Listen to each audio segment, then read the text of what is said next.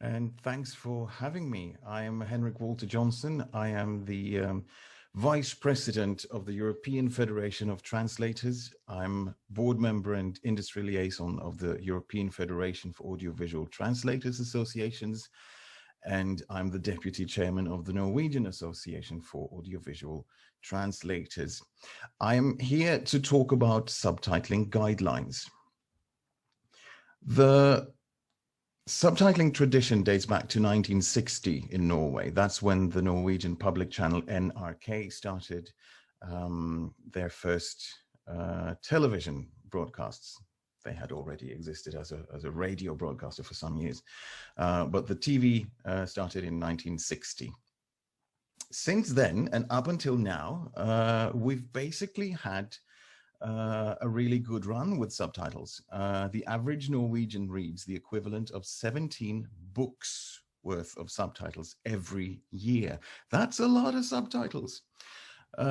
Norwegians expect subtitles, and they like subtitles, and they want subtitles on international content.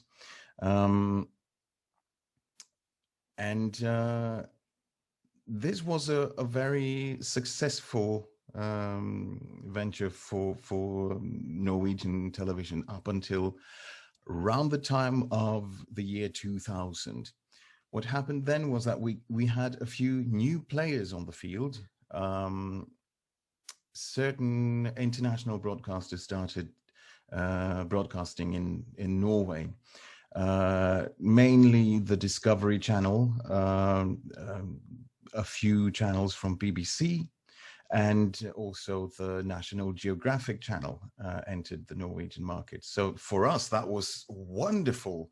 Up until then, up until 1992, I think it was, we had one TV channel. From 92 onwards, we had something like 2, and then maybe 3 or 4 throughout the 90s. And then suddenly, now we have 15. Whoa, this is cool. The problem was in the beginning, they didn't have subtitles at all. But then eventually they realized that it's probably a good idea to have subtitles in these countries. But what they gave us was subtitles that weren't very well. I'm not going to say they weren't very good, but I'm going to say that they didn't follow the rules that we were used to in this market.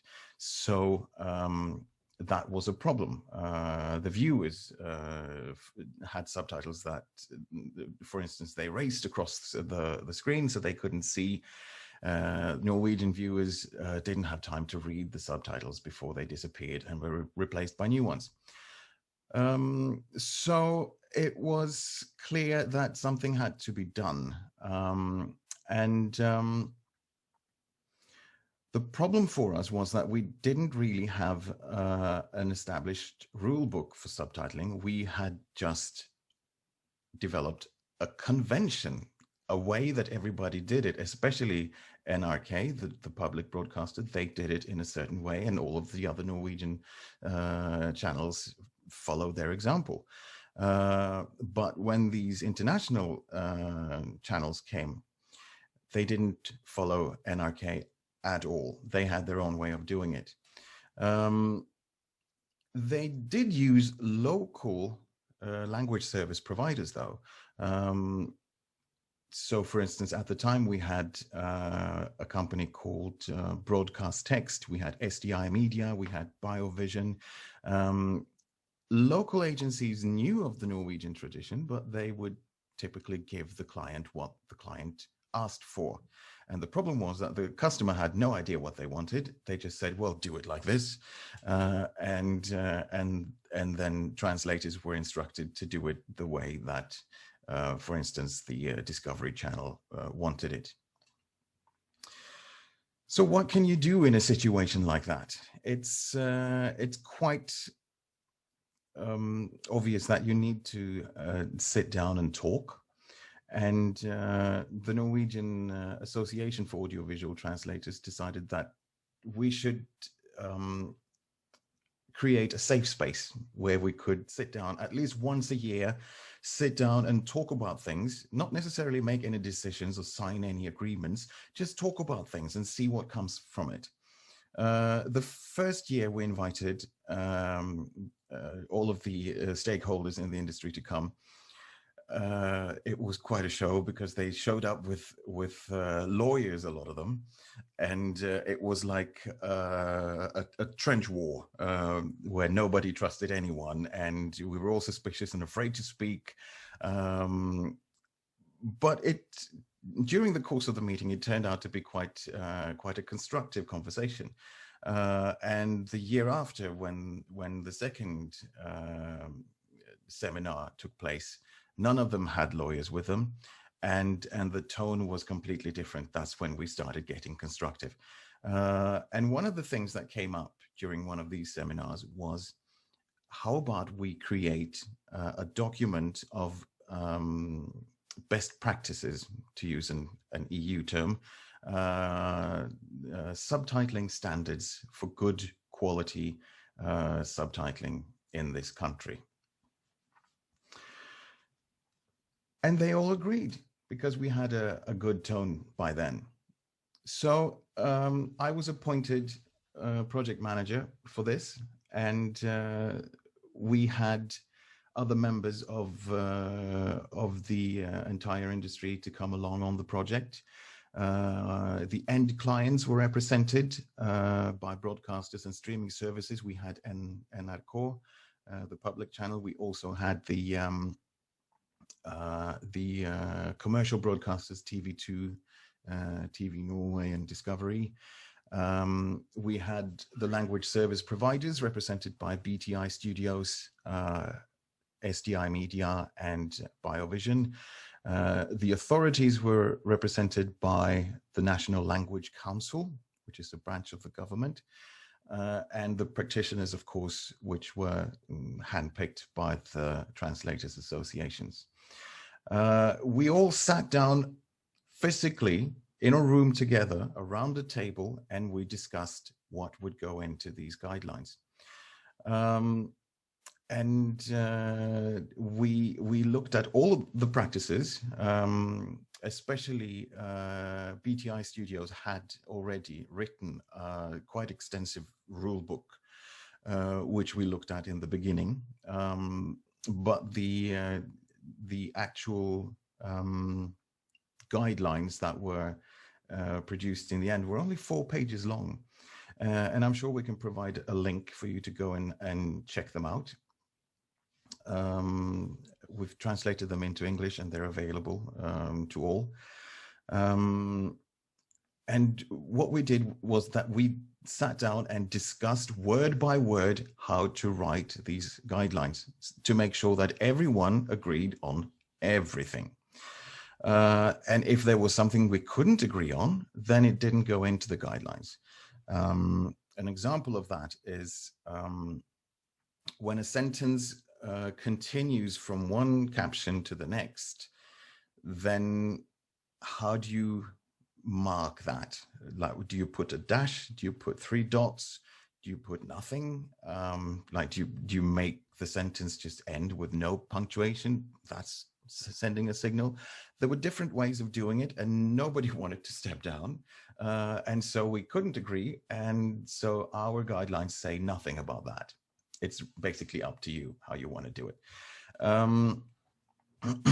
When we all agreed and the guidelines were ready, they were published on the official website of the National Language Councils, of the Norwegian Language Council, the Norwegian version. And the English version is published on the Norwegian Audiovisual Translators Association's website. People often ask, so now you've got guidelines, what do you do? The truth of the matter is that not that much had changed. These international end clients still came to the Norwegian market and said, well, we want it done this way. And the language service providers, the agencies, would still say, okay, we'll just give you what you want. And so a lot of them kept providing alternative subtitling in Norway. So it was clear to us that our work was not done, even though we had produced results. We needed to go out and we needed to tell people that these guidelines also have to be followed. And of course, the Norwegian broadcasters already follow roughly these guidelines. You've got the public channel NRK, you've got the largest commercial channel TV2, you've got the oldest commercial channel TV Norway, you've got TV3, which started out as something like a Scandinavian project that's still going, and of course now all of these have sister channels. Like for every one of those, there's probably 3 others now under the same umbrella. But then Netflix came and HBO came, and we had new people that we could talk to and inform them about what was going on. And one of the very successful things that we did was to we actually managed to break through the titanium wall of Netflix, and we got them talking. And now we're having regular meetings with Netflix. Obviously, that had to be put on hold during the pandemic, but we're going to keep it up twice a year. Normally, we're having talks with Netflix, and we dip into the guidelines all the time. They do have style guides, as they call them, for each language that are not set in stone. And we are sending representatives to talk to the language managers within Netflix to better have the Netflix guidelines correlate better with the national guidelines of subtitling in various of European countries. I've also reached out to the BBC, who were very interested and immediately instructed their language service providers that the subtitling for Norwegian, for instance, had to follow the Norwegian guidelines for subtitling. So yes, it is a success. We have managed to get all the Norwegian channels to follow it, and also quite a few of the important international ones. Still, though, not everyone does. So we've still got some work to do. But then again, Norway is quite a comparatively small market. If you look at France and Germany and Russia. So what happens here might not have such a large effect on the world unless we go out and lead by example. And that's what we tried to do. So when we had completed the Norwegian subtitling guidelines, I immediately went to Denmark and spoke to the Danish Association and encouraged them to start working on similar subtitling guidelines for Denmark. And Denmark was the first country that launched their own national subtitling guidelines after us. It took them about a year. The Danish guidelines have been out for quite some time. They were immediately translated into English as well, so that was really good. So a lot of people know about the Danish guidelines. They're well written, and they are a lot more detailed than the Norwegian ones, because the Danish ones, I think, are 12 pages compared to the Norwegian that are 4 pages long.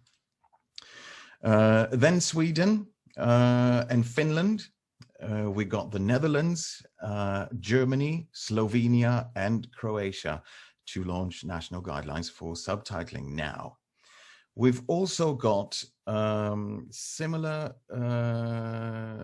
document for France. It was developed a long time ago, so I'm not quite sure how well it compares if it goes into the fold or not.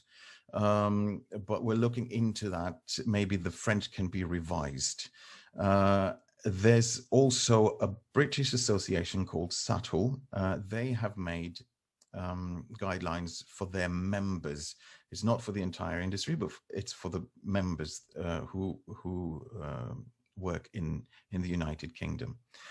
I've also traveled to Australia, to China, and to Russia to encourage these countries to start projects. I am the advisor for the Chinese project. I am something like an advisor for the Russians as well. They haven't come as far as the other ones yet. There has been interest in Spain. There's interest in Czechia. And I know that they talked about it in Poland last year at the conference there. So a lot of things are going on with national guidelines for subtitling. And if your country, if you're watching from a country that hasn't been mentioned right now, and you're interested in starting this kind of work, contact me, and I'll be very, very interested in helping you kickstart the project. So what can we say about the future of all this? Well, I've already talked about Netflix. I've already talked about the BBC. I've been in touch with people from the EBU because they have something. Oh, I can't remember right now what the word is, but it's something like a standards committee where they look at technical standards to be applied within the EBU. And EBU is, I'm sure you know, it's not only Eurovision. They do that, but they also coordinate and produce programming for the national broadcasters all over Europe.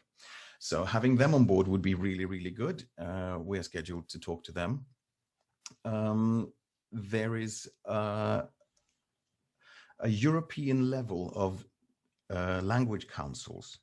So most European countries have one, and every once in a while they get together and they meet and discuss things that are important to them. This European Language Council is called EFNIL, and we are talking with them about going there and informing them about what's going on. There's a new association, a global entertainment association called EGA, which is also looking into making standards for dubbing and subtitling, rather more technical, I think, but I'm involved with that as well.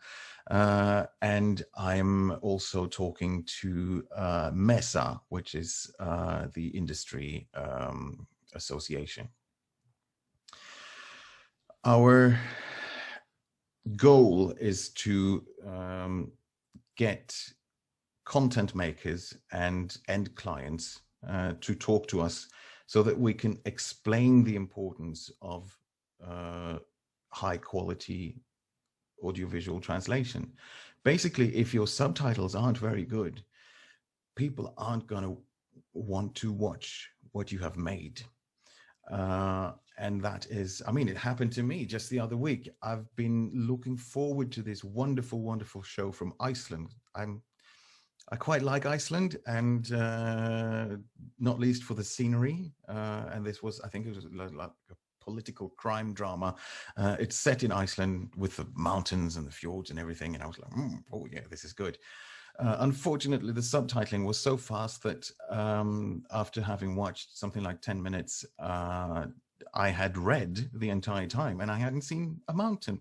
The mountains were on screen, but I didn't have time to look at them because I had to keep reading the subtitles all the time.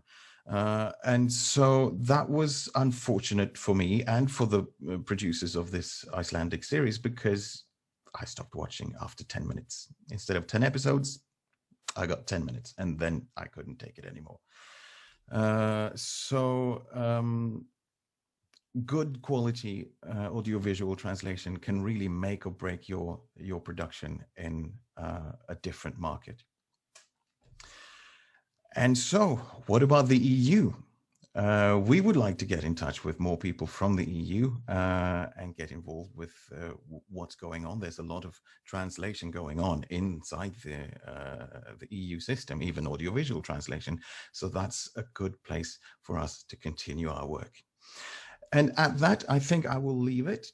Thank you so much for having me, and well done.